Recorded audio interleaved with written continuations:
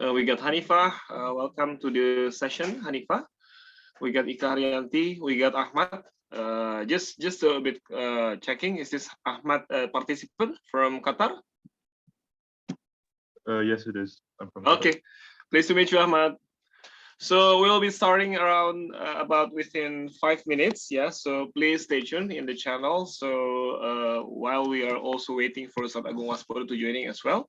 So today, inshallah, we will be having Islamic lessons again as a part 2 of Latuf Tahana al-Qustantiniyah, in which it will serve as the preliminary sessions prior to Indonesian Diaspora Summer Camp, so that all participants can have at least basic understanding and knowledge about the history that we are going to get through during the IDSC. And hopefully, this preliminary session will give some ideas and some insights, so that during the session later on, once we are all in the session of IDSC, we will at least can get the best and the optimum level of understanding of the lessons for the historical sessions that will be carried out. So again, thank you very much. Please stay tuned. We will be starting within 5 minutes, inshallah. Thank you.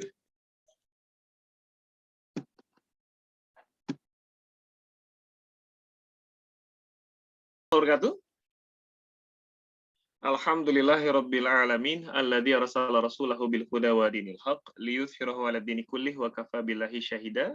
Ashhadu an la ilaha illallah wahdahu la syarika lah wa ashhadu anna Muhammadan abduhu wa rasuluhu la nabiyya ba'da. Allahumma fassalli wa sallim wa barik ala Muhammadin wa ala ali Muhammadin wa man tabi'ahum bi ihsanin ila yaumiddin, amma ba'du. Alhamdulillah, all praise to Allah, the most gracious and the most merciful, and peace be upon Rasulullah sallallahu alaihi wasallam, with all his family, his friends, companions, and sahabah, and inshallah, we all gathered inshallah in Jannah as the followers of Rasulullah sallallahu alaihi wasallam.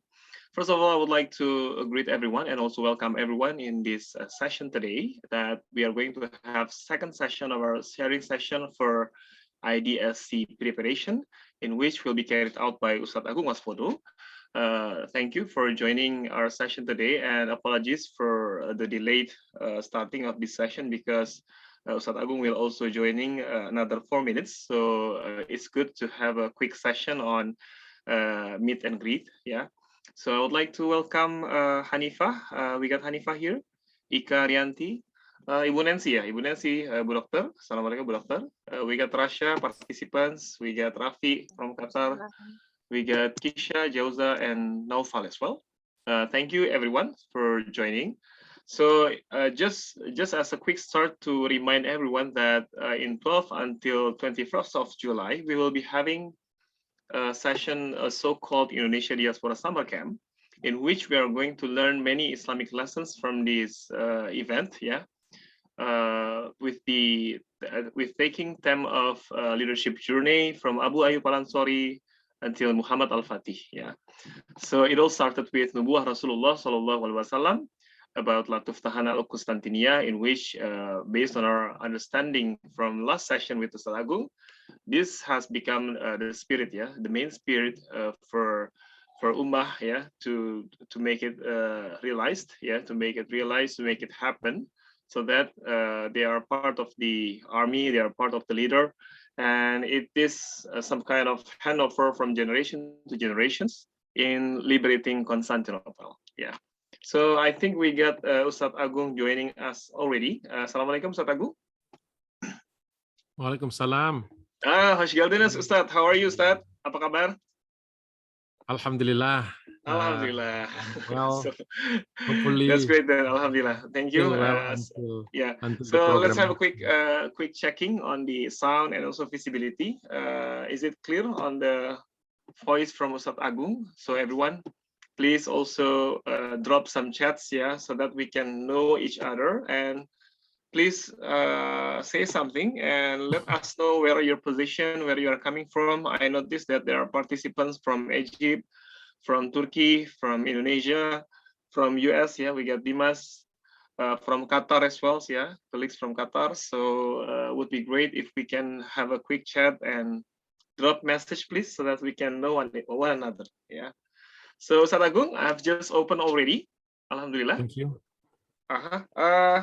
If I'm not mistaken, I hear your voice as if it is far from the mic. Hold on. Test. Okay, it's good now. Okay, that's great. We got feedback from Dr. Nancy. Thank you, Dr. Nancy. So again, thank you very much. I would like to welcome everyone in this session today. So we got Ustadz Agung already joining us, and let's have the session started and kicked off by Ustadz Agung. So Ustadz Agung, are we okay for starting? I think screen sharing have been disabled. I need to have access to screen sharing. Okay, hold on. Apologies. To Mbak Hanifah, can you help? Mbak Hanifah or Kanenden, can you please make it happen with the screen sharing?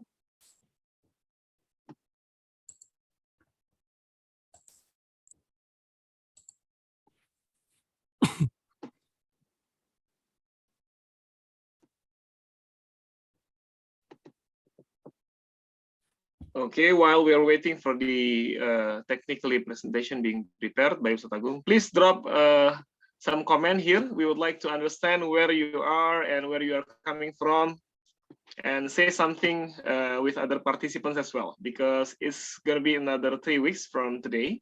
So I think we are close enough. So inshallah, next week we are going to have a technical preparation session in which everyone will be invited in a group so that we can discuss the departure from every country. So from Indonesia, we will be having the most participants departing from Indonesia. We got 14 persons, yeah.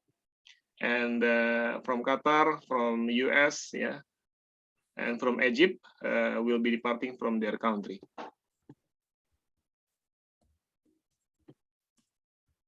How about now, Pak Ustadz Agung?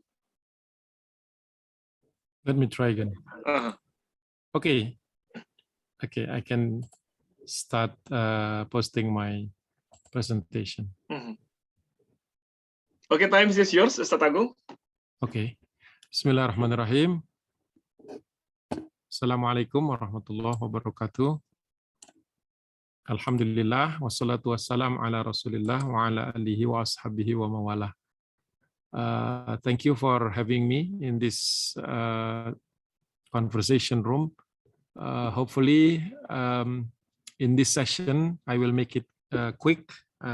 It will not be a long session as the previous one.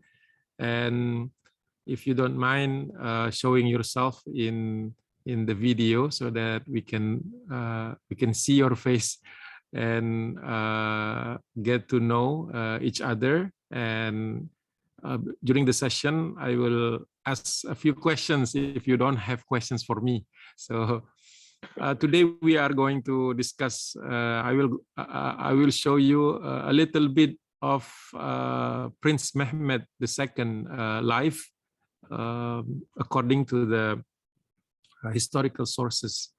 We will be discussing about Prince Mehmed a lot during our trip, and inshallah we will visit places where he went and the deeds that he done in order to liberate the city of Constantinople. Okay. By the way, you can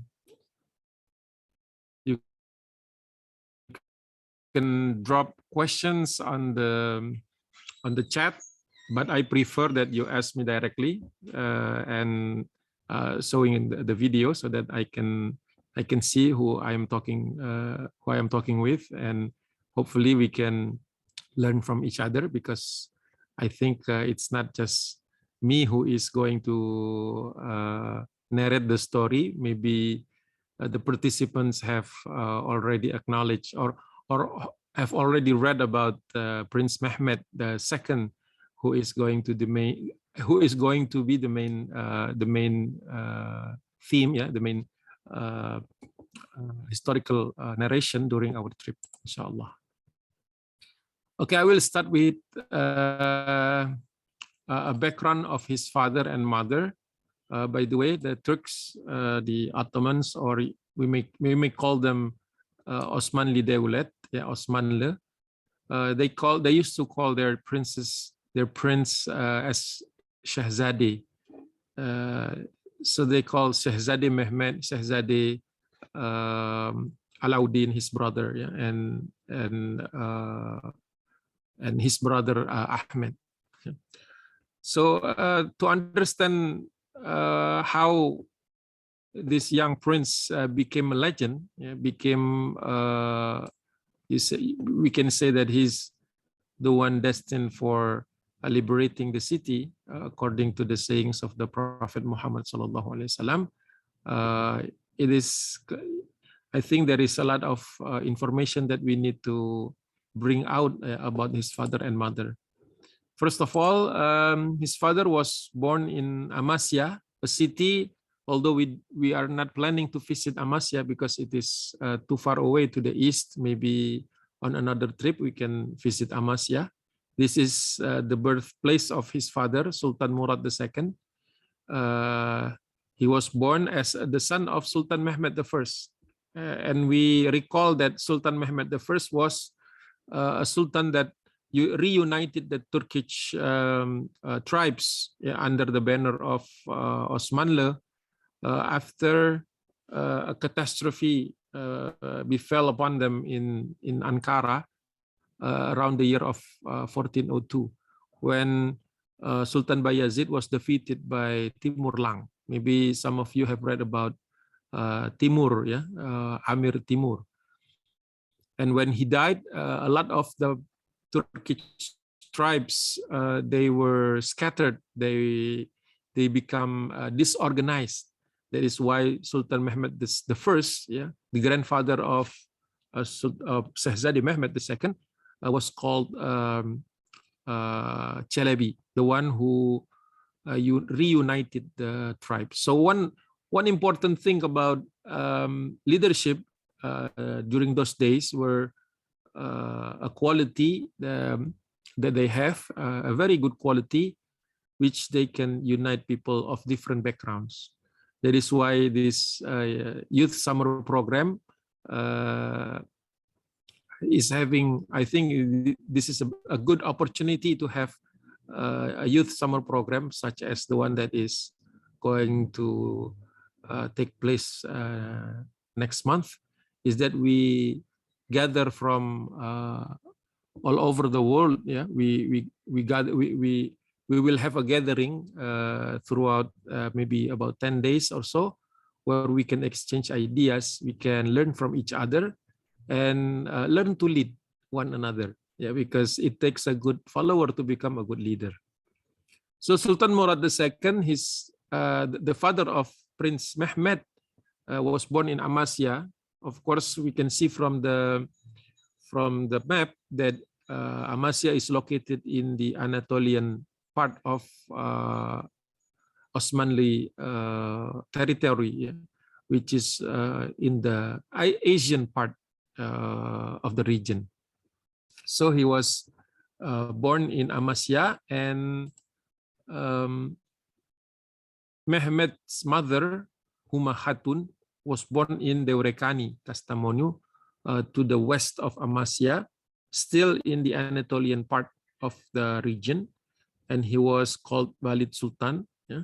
And her mother was a Hafidhah, someone who dedicate their life to memorize the Quran, not just for memorizing, but also to educate her children, and also to imbue the sense of ethics and the sense of command that is found throughout Al-Quran. Yeah, so memorizing Al-Quran at that time was not to win competitions, yeah. Not to win competitions, and not to show oneself as a hafiz or a hafizah, but it was more like a necessary requirement to become leader. So I think one of the main topic here is that if you want to become a good Muslim and a good leader, an understanding and memorizing of the Quran is one of the most important character that you need to acquire. So inshallah, during our trip, we will help pray together, yeah, salah together, during throughout the trip. In the morning, I will take you, inshallah, to masjids, yeah, that will be located not too far, inshallah, yeah, Pak Emil, not too far from our hotels, yeah. Inshallah, I was specifically asking that our hotel is not far away from historical mosques, yeah, or masjids, yeah, inshallah, so that we can have morning prayer together. And during Zuhur and Asar, inshallah, in the middle or during break, yeah, midday break, and then Maghrib and Isha, inshallah, we will be held back at the hotels, inshallah.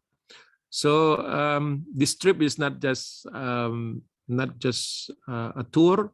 This is not just taking photos, but also to reflect upon ourselves, to reflect upon the journey of our life and what leadership lies ahead. I think this is a very important question, important issue to be addressed at all times. And we can see that Prince Mehmed was born on the other side of the continent. His mother and father was born in Anatolia, which is the Asian side of Osmanli Devlet, whereas Prince Mehmed was born in Edirne. Edirne is a new city that was just liberated and became the second capital city after Bursa. We will visit Bursa, and inshallah, I don't know if you can visit Edirne. I have not received the final itinerary. Inshallah, hopefully tonight and one day after we can finalize your itinerary, so that then you can prepare and you know what to expect from our trip, inshallah. He was born in Edirne, and this is in the European side. The Osmanli used to call this part of the region as Rumeli. Yeah, Rum means the Romans or the Eastern Roman, and Eli is a place where you live. So Rum Eli is the place where the Romans used to live, and this part of the Balkan was then already Islamized. Yeah, you can find many mosques in the Balkan until today. You can find many mosques in Bulgaria. You can find many mosques in Romania, in Bosnia, in Albania, and so on. This is the legacy of the Osmanli. So after this trip, hopefully you can understand that Islam will have existed in many parts of European nations, and it is still visible today. Although the Muslims have been a minority since 1924 or the start of the 20th century. Okay. I will change my approach. As I will ask you a few things, or you can ask me a few things for each slide. So I will not go through to the last slides before asking for questions. So if you have anything that you would like to ask me or clarify, shoot away. Pak Emil? That's really good way of involving participants, Ustaz Agung. So, okay, everyone. So if you have any question or maybe you would like to ask something, so please raise your question, yeah? Soon, slide per slide, yeah? So please. It's also a way of checking whether the participants is following or not, Ustaz Agung. I don't know. What time is it in Turkey right now? Right now it's around 35 minutes to 5 o'clock. So okay, so the sun is still up, yeah? Yeah, still up until 8:30 in the night, Ustaz. We have just finished the Isha prayer here. Isha is around 11, Ustaz. Yeah. It's challenging.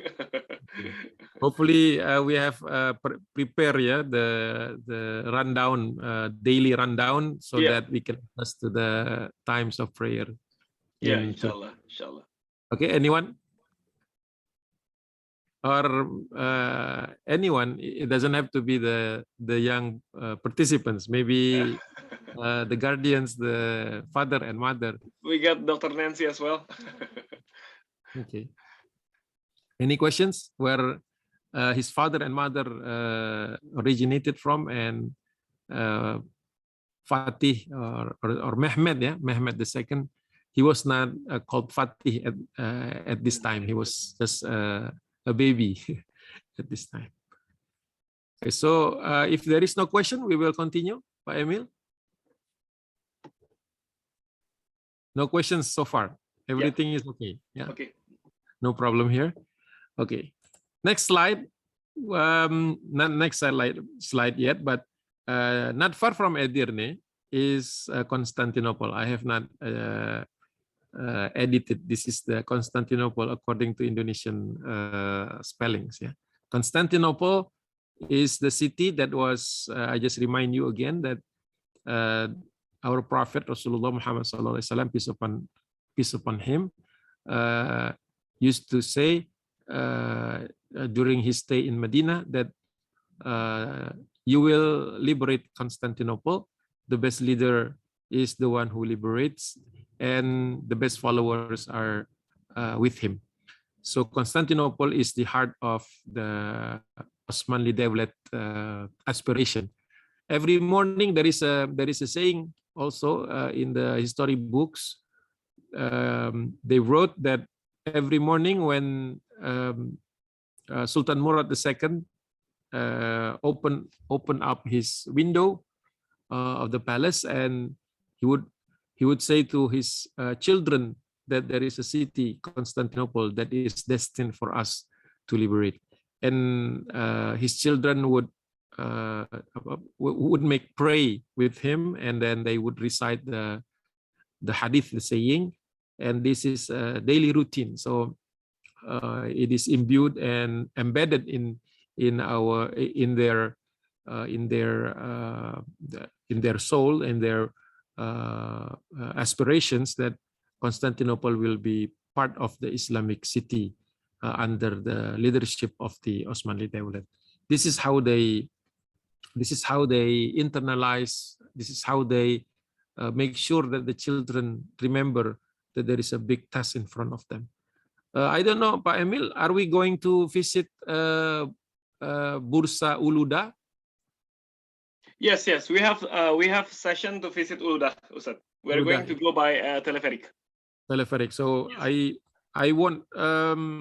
I will ask for a few minutes when we arrive at the part of the our journey with teleferic.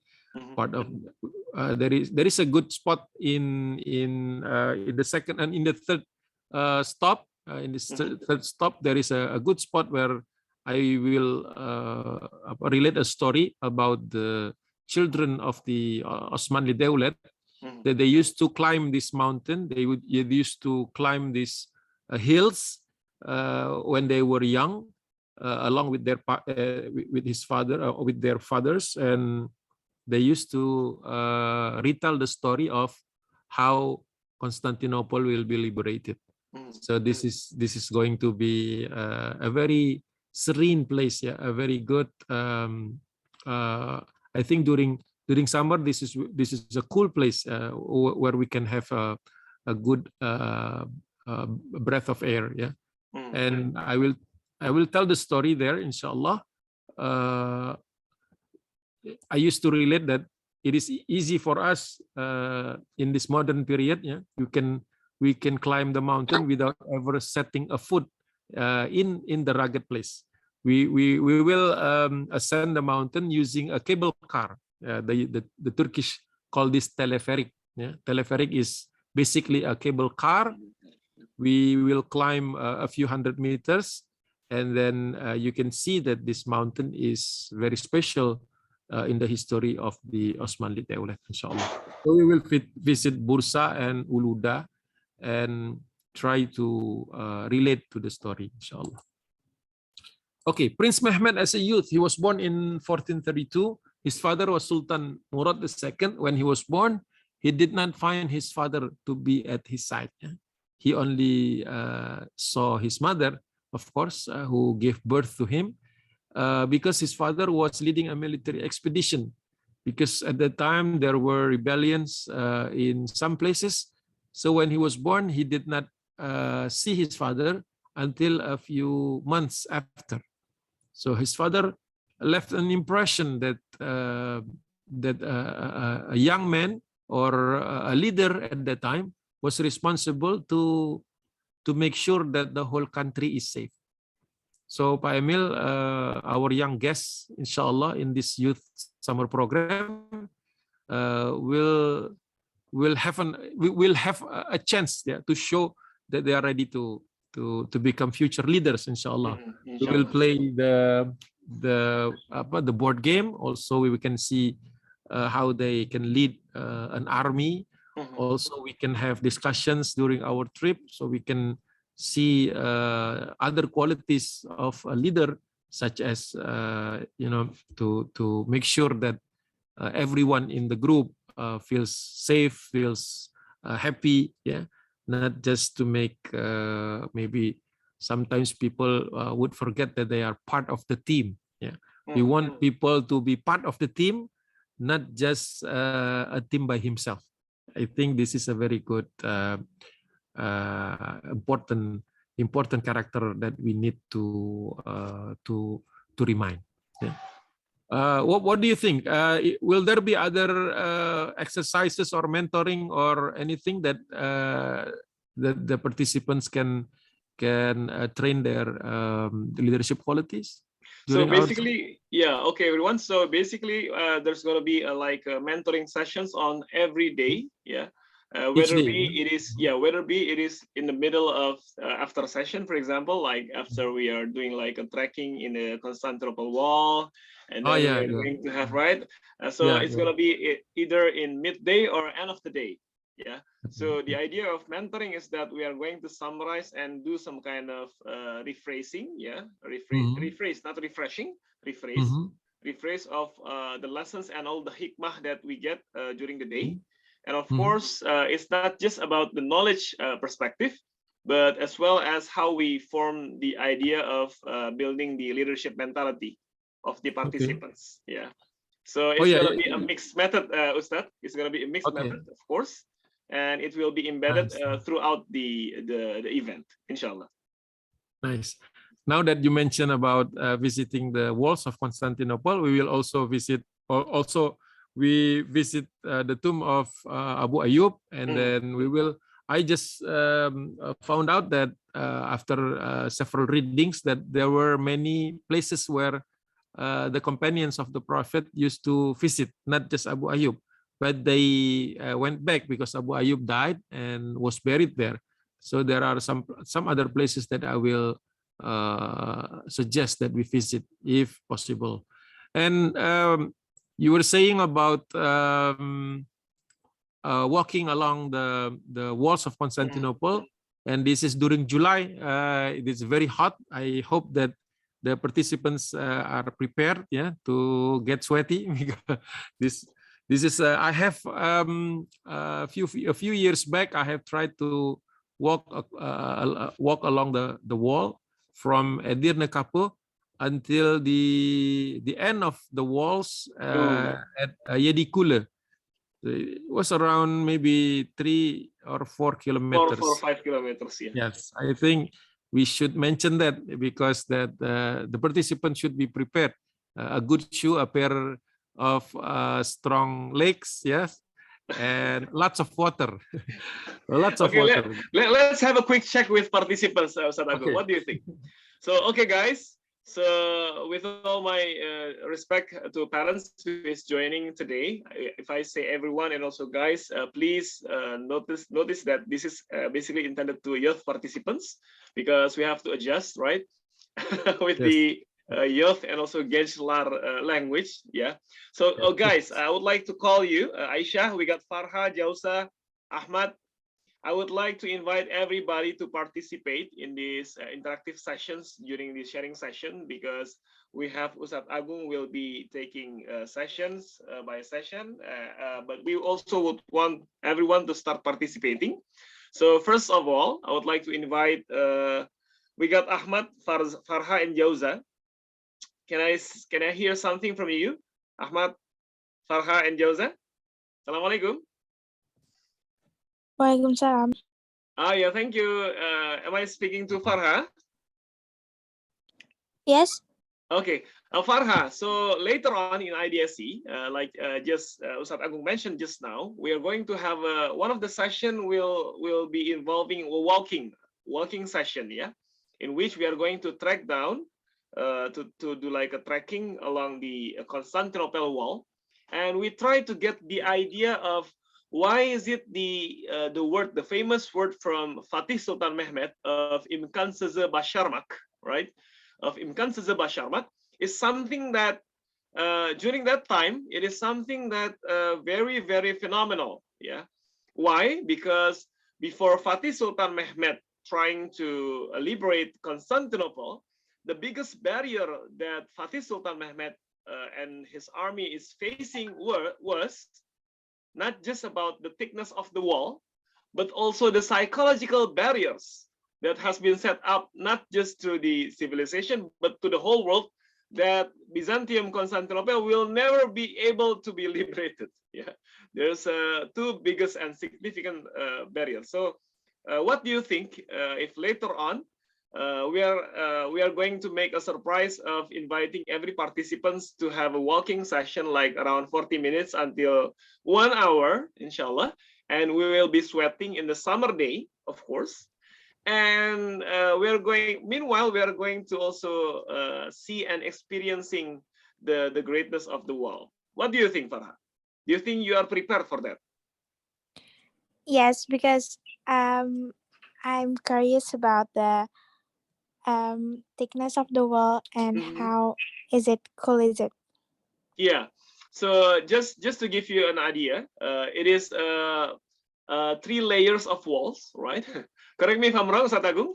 It's a 3 layers of wall. Yeah, most part of the walls. Yeah, except maybe the C part. Yeah, it's only 1 or maybe 2 layers. Yeah, but at the Edirne Kappe, Top Kappe, Yedikule, yeah, at the Bos Kappe that heading to the western part. Yeah. All of the walls are covered with the barriers. Yeah, in the thickness is around 5 to 6 meters. Yeah, and then at the middle of every walls there is a significant threat. Yeah, like maybe fire or maybe like, how do you call it? Yeah, parit. How do you call it, parit? Yeah, some kind of hole. Yeah, hole in between. Yeah. So it's not that easy. Yeah. So we are going to see and tracking directly. So it's good feedback from you, Farha. Thank you. So the idea is that to make everyone aware that we have to prepare not just technically, but also physically. Our physical condition have to be fit. Yeah. So so it's a soft invitation for us to have a regular exercise. I believe, Ustadz Agung. Yeah. Thank you, Farha. I'm very pleased to hear you share your idea and thought. What about I'm calling next. We got Kisha. Whoever listened to my calling, we got Kisha, we got Naufal, we got Jauza from Qatar. Anyone? Can I hear something from you? Have anyone been to Istanbul before?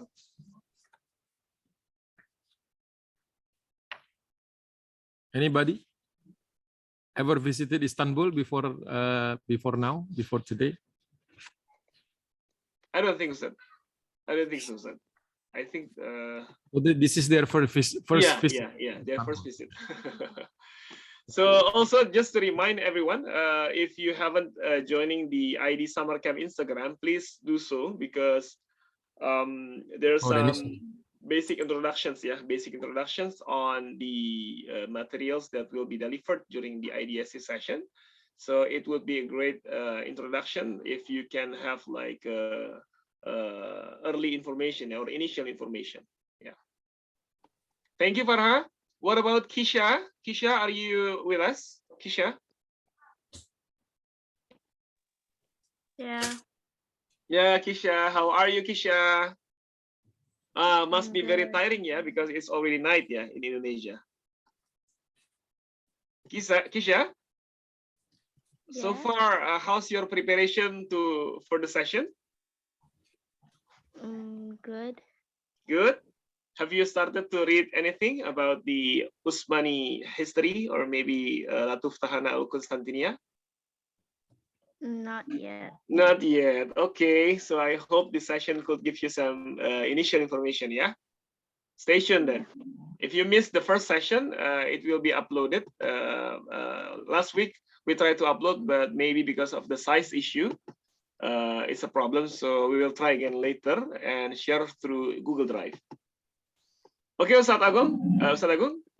Yes. Let me show you something that I made a couple of years back. Let's see. Maybe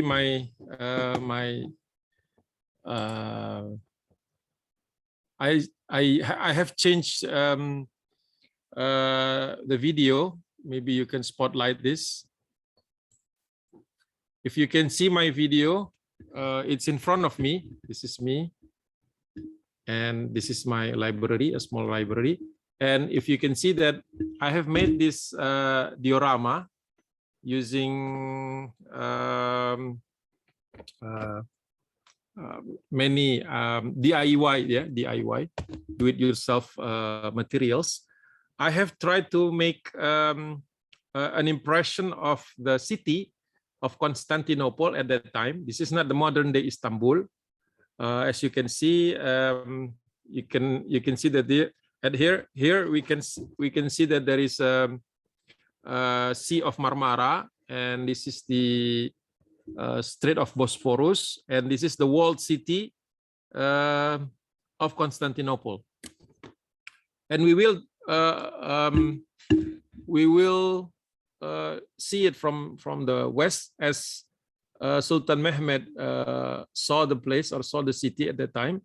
You can see here the walls of Constantinople, yeah, 3 layers of walls and one canal, yeah, one canal which runs from the north to the Marmara Sea. And we will walk from approximately from the Edirne Kapo, the gate of Edirne, all the way to Yedikule. This is the southmost part of the city, of the walls. However, after many years, hundreds of years, this part of the southern part of the city has been reclaimed. You can drive by now. Back in the days of Mehmed II, you cannot drive around this part of the city. This is the walls meet the sea directly.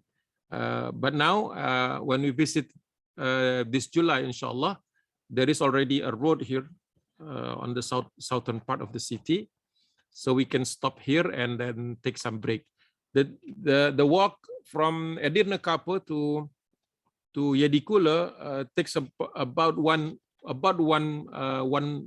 hour. Yeah, about 1 hour slow walk as we wander, and in some of the gates we will try to enter and to see how thick the wall is and how big of a challenge back then, before they invented aircraft or flying planes. Yeah, this is I made a few years back for clarifying and then trying to get people to understand the geographic place before we visit Istanbul.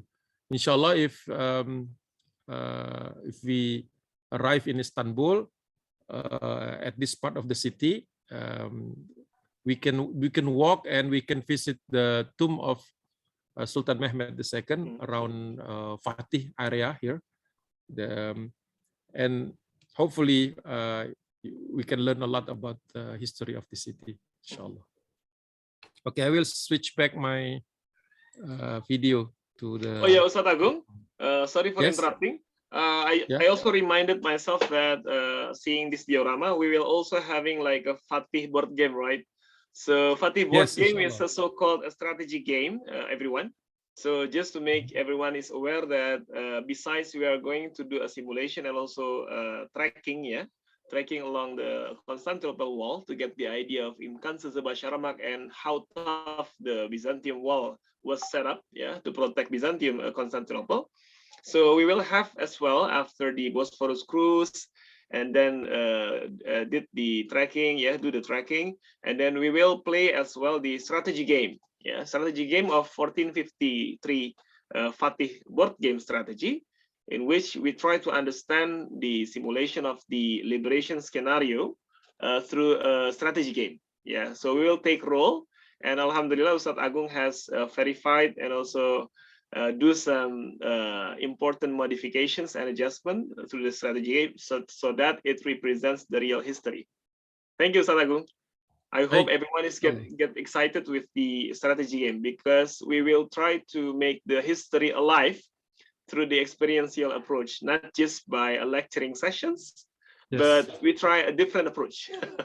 We try to keep lecture to a minimum. You're right. Because if you are in Istanbul, even after several visits, like myself, I visit Istanbul not less than 7 times already. I still learn new things, because I try to prepare my journey by reading more books and trying to acquire more knowledge, because there are stories, personal stories that I missed before during the previous visits. That's why I have my personal notes, where I would like to visit after our program. So our program would start around 8 o'clock in the morning, and then finish maybe around 5 o'clock in the afternoon, maybe around that time. I don't know exactly, because even though the light is still out, you can still, the Maghrib is not yet there. So we have about 2 or 3 hours before Maghrib. Exactly. I would like to visit several places that I have already make notes. So for all of you who are willing to break some more legs, to walk some more after a tiring day, you are welcome. But this is a very, very quick visit, because some places are not on our program, but I think it's worth visiting, because we can have rest in the hotels after Maghrib. I think there is no problem. So this is an elective, something that you don't have to do, but there are so many places that we can visit in Istanbul, whether you are trying to find to buy a souvenir, or you are trying to catch the sunset. In some places it's very beautiful. I recommend many places, but my most highly recommended place to see that is around Sulaimania. We have to be there before Maghrib. After we take good photos, we can go back to the masjid and finish our day by a congregational prayer in Jamaah with the people in Sulaimania. So don't think about this trip. This is not a school trip. This is not something that you regret about having made this trip. This is just educational. It should be fun. You should learn as much as possible by asking as much as possible. I will try to answer it to the best of my knowledge, and we can have fun. We still have to enjoy our time in Istanbul. This is a very precious city that I will think you will love to come again even after July, inshallah.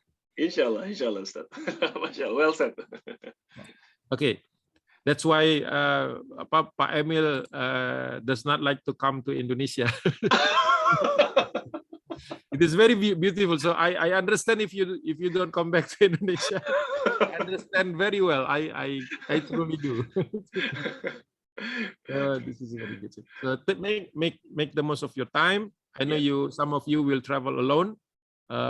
So like Rafi, his father and his parent already mentioned to me that to accompany him. So some of the children go by themselves. I salute them because So don't feel don't feel that you are alone. Yeah, don't feel that you don't have anyone else to share. Yeah. So I think we should make a good first introduction before we go to the city, or before we go to the program. Yeah, we continue with the program. So the first night, first day that we meet, we should all feel as brothers and sisters in Islam. Yeah, mashallah, mashallah. Okay, shall I continue the presentation? Okay, Bismillahirrahmanirrahim. So we continue. Prince Mehmed was born into harem environment. Some of you who have done your readings, and maybe you come into maybe you read something about Babinger. This is a very popular book written by Franz Babinger, Mehmed the Conqueror and His Time. I do not recommend you to read this because there are evil things that is said in these books. They used to say many things that are not true. I own this book. I read this book because I need to prepare. Some people have read about Mehmed and they have negative perception about him, and usually that comes from this book. It was originally written using German language, and this have been quoted several times, and this is not a very pleasant thing to say. You find horrible things, evil things in this book. But one of the most destructive imagination that they have is that they think harem as part of is a place where people transgress and make sins. Harem was perceived as a place where people would do nasty things that are forbidden in Islam. But I would like to make corrections. I would like to give you the original version that harem is true. It is part of the palace in Edirne also. They have harem, and then in Bursa they have that too, and Istanbul, of course, they have that. But harem is not negative. Harem is a very strict place. It is very disciplined. Daily activities was designed, and there is no such thing as sins and vile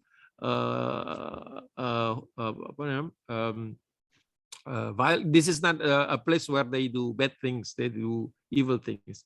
It is actually the opposite. They design their youth to take responsibilities, chores, and they are trained to become the future leaders, including if one of them replaced or take up the place where his father left him, including to become a sultan. So harem should be also highlighted during our trip. I know in Topkapi you have to pay additional fee to enter harem. I don't know if that is going to be available, but if not, I will reshape, or I will tell you the original version of harem just in front of the entrance, because this is highly misunderstood and become fitnah, something that is what do you think? How is your experience? Just to add you, Ustaz Agung, Ustaz Agung, what it's so true that basically we are facing deep propaganda around against Islam, So I think it is really a great opportunity during our presence here in Istanbul to clarify and to make things right, so that we have the right understanding about what actually the place is designed for, and how it is reflecting the good things about the Usmani, and the real thing, not a fake one, not a fake, not a hoax, yeah, not based on a hoax, even not based on propaganda. So I think it's a good chance for all of us to get the lessons and hikmah, yeah, from the trip. Thank you, Ustaz Agung. Yes. Just one mention before I continue. In harem, there is no other male that can enter this place except for the sultan. So if you have, the Venetian painter, yeah, Italian painters used to fantasize about this place because they are not able to enter, even though they are emissary, although they are representing their country, they were not allowed at that time and during any time to enter harem. Yeah, that is why they fantasize. They make hallucination about this place. They make paintings and try to depict in that paintings scenes where morality and sexuality was, to make to show the people that do not understand this from the original source, and trying to make bad things, yeah, to make vile things and evil things about Osmanli. Inshallah, I will explain in place, inshallah, when we visit Topkapi Saraya. Next, at the young age of 2 years old, Prince Mehmed was schooled in Amasya. So he was very, he trained and he schooled at a very young age. And at that time, this is considered normal for a 2-year-old prince and his mother to visit Amasya, a place where his father was born, and to make sure that the education and working experience was proper, yeah, was designed for him to get ready for that experience to lead when necessary. This is why you will see that a youth aged 19 to 20 to 21, even up to 24, have become governors, have become mayors, have become sultans at that time. This is not something unusual because even the companions of the Prophet Muhammad SAW, such as Ali bin Abi Talib, at the very young age have been given leadership responsibilities. If we compare to our children or children living now, something that is out of the ordinary. Shall we say this is something beyond their age. Okay, this is the family, the small family of Mehmed. His older brother is called Ahmed, and then his second brother is called Alauddin. Sometimes in historical books they would call him Ali. And then Mehmed himself, he has 3 other brothers who died at an infant, Orhan, Hassan, and Ahmed. And then he has 3 sisters, Hadijah, Hafsa, and Fatima. And Mehmed II was initially not considered. This is some people do not know about this, but this is written in his biography. Initially, his brother Ahmed was prepared to take over, yeah, or to become the next sultan after their father died. But Ahmed and Alauddin was unexpectedly died before the time prepared. So Mehmed II came into light.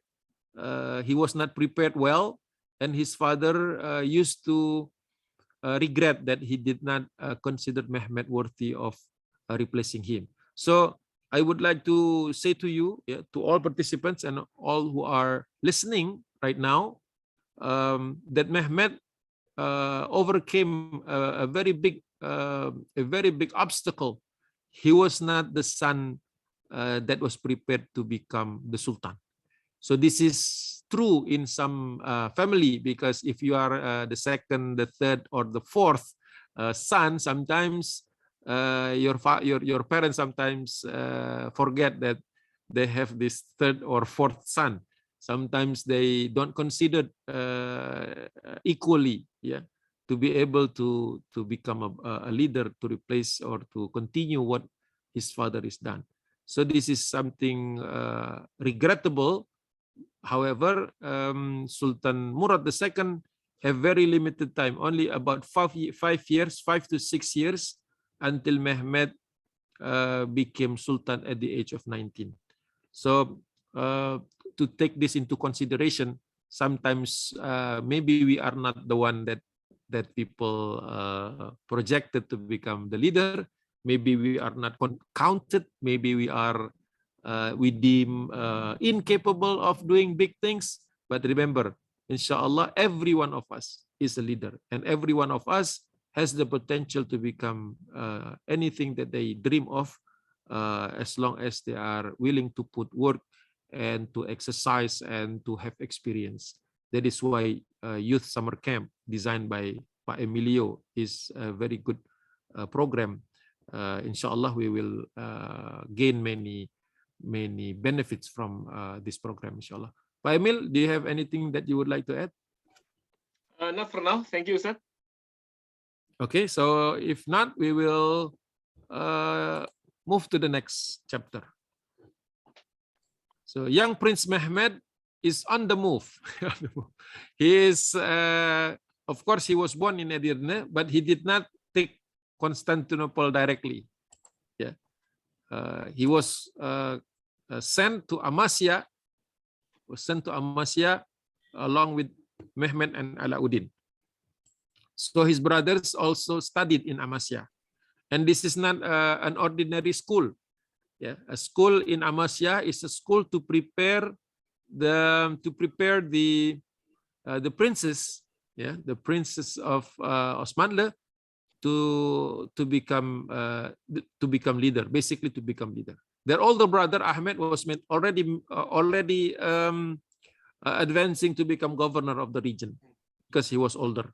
So actually, if someone asks me about who are the teachers, who are the mentors of Mehmed, actually I would say after his father is his brothers.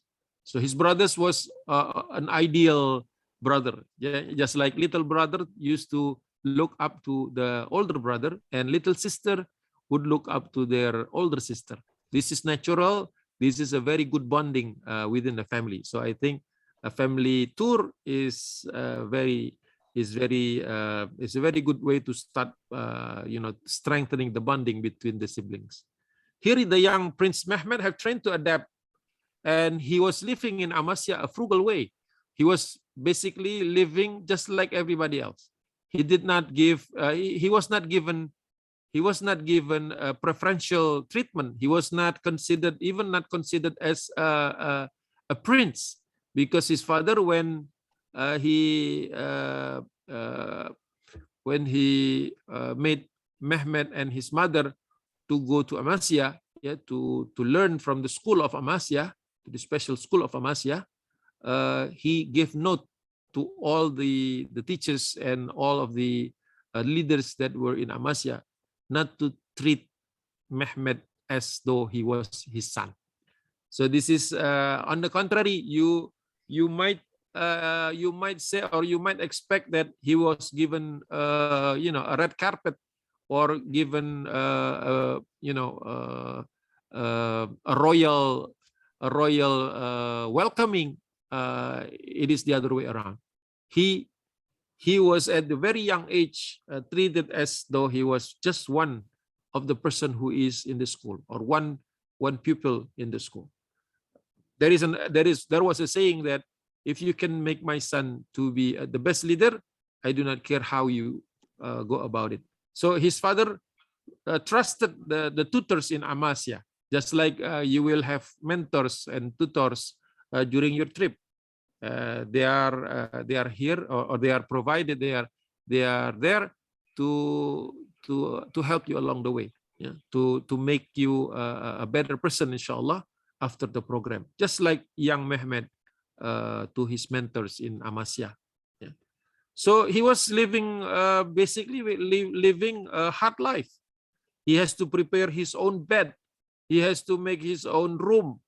He was not considered a prince, yeah, although he was protected as a prince, of course. because they were they were living in a dangerous period because enemies were abound. But Mehmet led a very humble way of life. Yeah, he lived in the mountains. Need to to go to the barn and take his own milk. It is not prepared. The milk was not prepared by someone else. He has to take the milk from the cow. He has to make he has to do his part to have food on his table. These stories are written in Osmanli history sources, but this is sometimes not explained. That's why many people said that it is easy for Mehmet because he's the son of the Sultan. On the contrary, it was even harder because everyone knew he was the son of the Sultan, but they cannot treat him as a prince. So maybe you are treated as a prince and given services, given facilities by your father and mother, by your parents. Please make sure that you give thanks to them and give thanks to Allah, for this special treatments and also providence. But remember, Sultan Mehmet was not given that type of facility during his stay in Amasya. This is sometimes missed. Yeah, people do not understand about this. That is why, if you wonder why and how a 19-year-old or a 24-year-old can lead such a big army and to liberate one of the cities that have not been fallen to the enemy, maybe just once during the Fourth Crusade, but it was a very brief period of time, and the Byzantines recaptured the city very quickly after 84 years. So this is a very big task. If you ask me how he can do that all by himself, all with the help of others, I say because he was brought up very young, yeah, with many challenges, presented to him during his stay in Amasya. So the key is not how he does it; it is how his father and mother conditioned him to be that leader. Pak Emil, maybe you have something to add, or maybe participants want to say something. Let's check with participants. I think we got Rafi. Rafi, are you with us?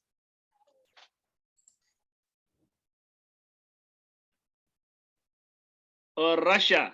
Assalamualaikum, Rasha.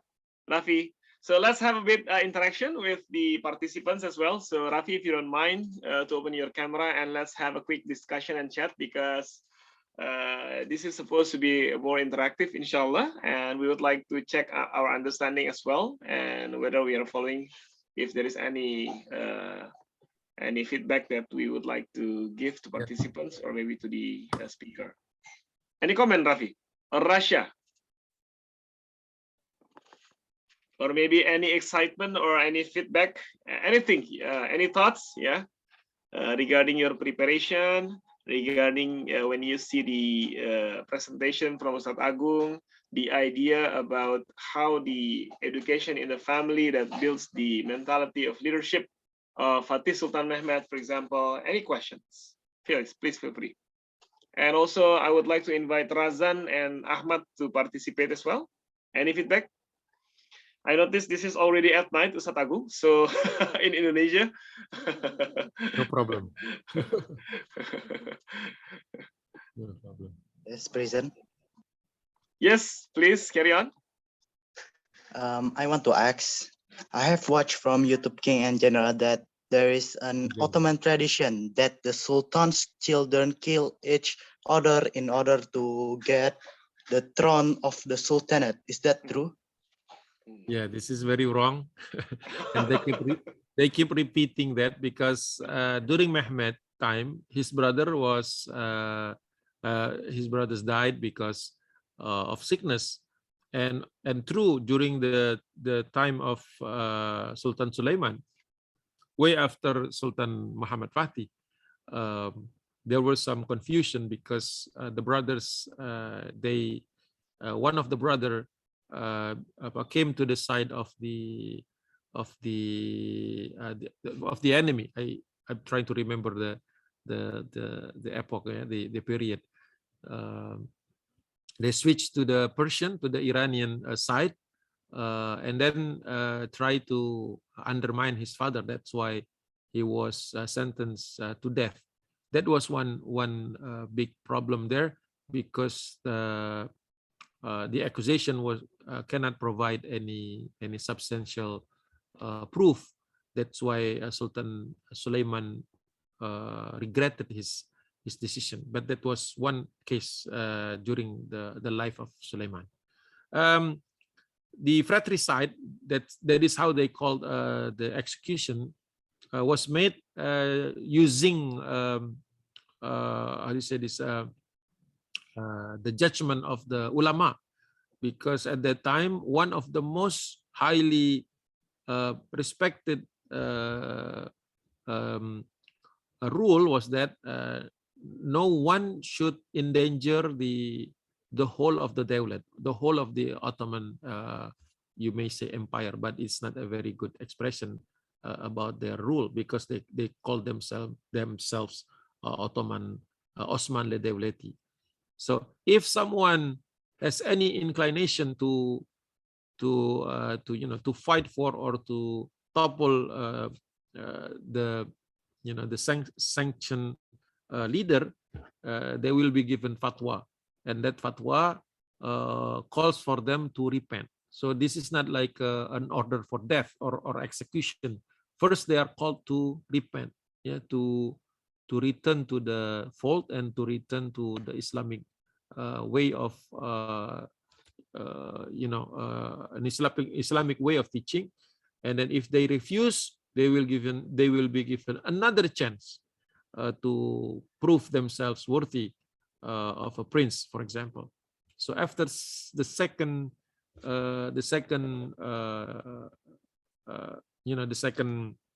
time, after they are given the second opportunity to come back from their ways of thinking, then after that there will be a final calling for him to be defeated in the battle.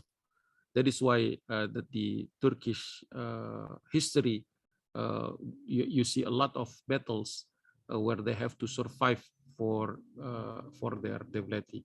Inshallah, like that.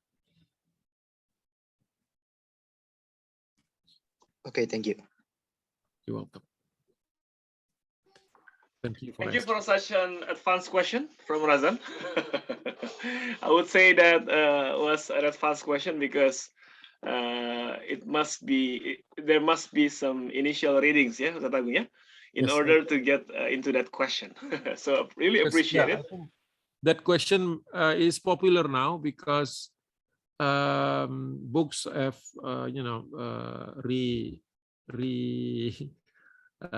put into perspective, into new perspectives, as though that the sultans have become thirsty of blood. It is a way to you have to understand that the European psychology regarding Osman the Devleti is that they always fear the rise of the new Ottomans or the new Osman. They always fear that ever since 1924. This is probably a guilt feeling. That is why each year they release books, new books slandering the sultans. Although I have to mention that there were times called the Laleli Deuri, or the years of the tulips. If you go to Turkey, they will, during spring and fall, they used to promote tulips, the flower tulip. But actually, there is a very dark origin to the history, because during the time in the 18th century, there were three or four sultans who used to play around and try to find and bought and cultured these flowers, and they forget about doing their responsibility in leading the state, and that's why the state having problems. They cannot make decisions because the sultans were busy playing with and growing, gardening tulips. But now, during our time, we thought that Turkish government, Turkey government, call on people to see their beautiful tulips. Actually, the tulips were promoted or were garden and first time to be bred in Turkey during the period of the decline. So there is a decline period where the Turkish government was not was not led by a competent sultan, but that does not justify us to slander them and say something bad to them, because all in all they have given the best to the best of their ability. Even those sultans, they are still upholding the law of the Quran in their time, during their time. So, inshallah. So it's a matter of giving a proportional context and also judgment, yeah, of how we see the leadership of every period of Utsmanli Sultan, yeah. Thank you, Ustaz Agung. Okay. So Ustaz, so it's already 9:20 in Indonesia right now. So actually we were preparing the session for a maximum 1 hour to be effective. So I would like to offer to participants Closing and also remarks. yeah, to Ustaz Agung as well, if we can continue for the last 5 minutes, Ustaz Agung. Are we okay with that? I think I will just close for 5 Yeah. minutes and give a chance for participants to maybe discuss other things that they would like to discuss, because my slideshow runs almost 20 or 30 slides. It's impossible to cover them all. I'm just trying to get discussions and maybe to poke some interest. Maybe after that you will read more. Please read read books that are recommended, like Prof. Halil Inalcik and other books that is written by Turkish but Turkish scholars, not just a Turkish book. And I would like to close this session by reminding myself and all participants that we may be we may not be as fortunate as Sultan Mehmed II, but I think all of us have the potential to give to give our best on becoming a good Muslim. And to become a good Muslim is also part of us being a good leader and a good example within our community. And inshallah, by doing that, Allah subhanahu wa ta'ala will reward us in this dunya and the hereafter, inshallah. And we will make the best of our time and become the best of leader, inshallah, in our own spaces and communities and family, inshallah. I will close at that, Pak Emil. Maybe a few other words from the participants before we close tonight's session. Okay, thank you, Ustaz Agung. So any thoughts, any comments and feedback from participants? We still get Rasha, Rafi, Kisha, Dr. Nancy, Razan, Ahmad, Hanifah, and also Ika. Jazakallah Ustaz for the awakening information. Thank you. Ika, we get Nancy as well. Jazakallah khairan, Ustaz Agung and Pak Emil. Yaki, Dr. Nancy. Inshallah. Okay, 10 seconds. Any more comments? Okay, we got one more new message. Okay, from Ustaz Agung. If there is a WhatsApp group for the participants, please invite me, so that I can answer questions before we arrive in Istanbul. I would like to clear the details and historical context, so that in Istanbul I will not have to talk so many things that can be that can be processed before we earlier. I think this is a Inshallah, very- starting by this week, Ustadz Agung and also participants, we will start to prepare because we all have issued and have resolved issues and also issued the tickets, yeah, for the participants. So inshallah, by this week, we will start to gather into WhatsApp group and start communicating one another and meet and greet. And of course, there will be also an introductory from Ustadz Agung as a conditioning, yeah, prior to this session. I think that's a really good opportunity, inshallah. That's all, maybe, Ustadz Agung and all Inshallah. participants. Okay. So thank you very much for all the participants of joining the session today. So hopefully it will bring us a lot of hikmah, inshallah, so that we can be well prepared and as a mean of preparing ourselves to be a good leader. Yeah. And again, thank you very much and apologies for being too late for today. I noticed that in Indonesia it's already late at night, so many appreciation for the great effort to joining this session. Thank you. Let's close with hamdalah, alhamdulillahirabbil alamin, and istighfar, astaghfirullah, and kafaratul majlis. Subhanakallah wa bihamdika, asyhadu an la ilaha illa anta, astaghfiruka wa atubu ilaik. Billahi taufiq wal hidayah. Wassalamualaikum warahmatullahi wabarakatuh. Gorus Mekuzeri. Terima kasih. Izin live, silakan. Waalaikumsalam, jazakumullah khair, Pak Emil dan Pak Agung. Terima kasih, Ibu. Allah ketemu nanti. Alhamdulillah.